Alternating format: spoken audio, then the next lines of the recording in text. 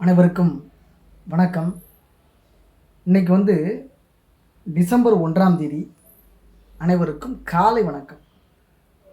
Hollywood நகைச்சுவை நடிகர், இயக்குனர் உடி ஆலன், இந்த வானா போட்டு போடுங்களா, உடி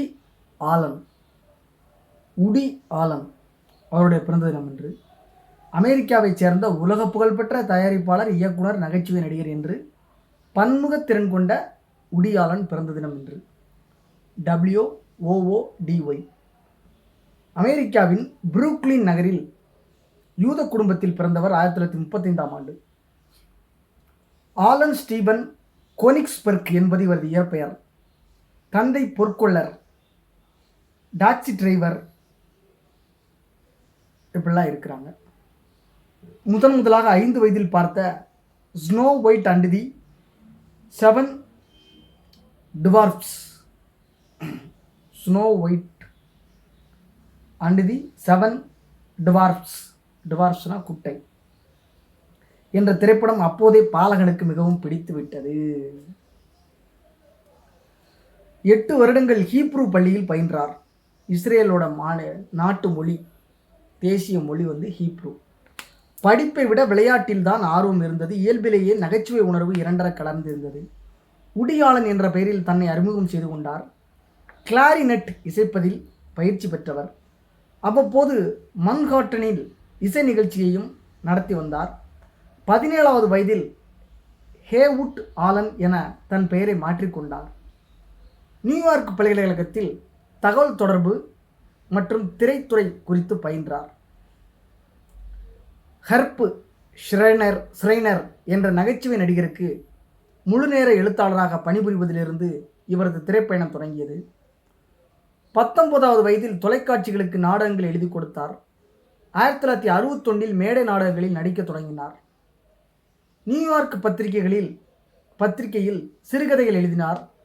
1966இல் இவர் எழுதிய டோன்ட் ட்ரிங்க் தி வாட்டர் என்ற நாடகம் திரைப்படமாக தயாரிக்கப்பட்டது. இதை தொலைக்காட்சிக்காக தானே இயக்கி நடித்தார். இவர் எழுதிய பிளே இட் அகைன் சாம் தொலைக்காட்சி தொடரும் திரைப்படமாக தயாரிக்கப்பட்டது. 1965இல் வாட்ஸ் நியூ புஷிகாட் என்ற திரைப்படத்துக்கு முதலாக திரைக்கதை எழுதினார். 1966இல் வாட்ஸ்அப் டைகர் லில்லி என்ற திரைப்படத்தை முதலில் இயக்கினார்.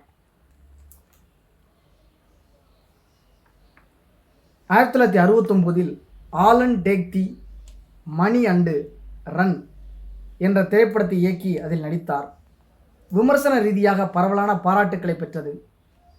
தொடர்ந்து பல படங்களை இயக்கினார். இவர் இயக்கிய மிகவும் பிரபலமான ஆனி ஹால் திரைப்படம் சிறந்த திரைப்படம்.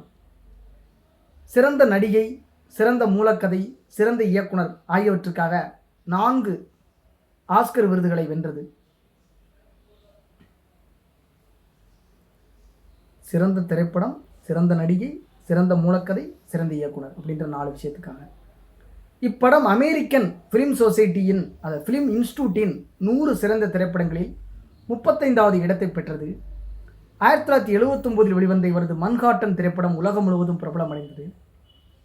நியூயார்க் மக்களை பற்றி இவர் தயாரித்த குறும்படங்கள் அமெரிக்காவில் சக்கைப்போடு போட்டன. சர்வதேச திரைப்பட விழாக்களில் இவரது பல படங்கள் திரையிடப்பட்டன. 2010இல் இவரது படைப்புகள் ஒலி புத்தகமாக வெளிவந்தது. இவை சிறந்த ஒலி புத்தகங்களுக்கான கிராமி விருதுகளுக்கும் பரிந்துரைக்கப்பட்டன. 23 முறை ஆஸ்கருக்கு பரிந்துரை செய்யப்பட்டார். ஆனால் ஏற்கனவே 4 தடவை ஆஸ்கர் வாங்கியிருக்கார்.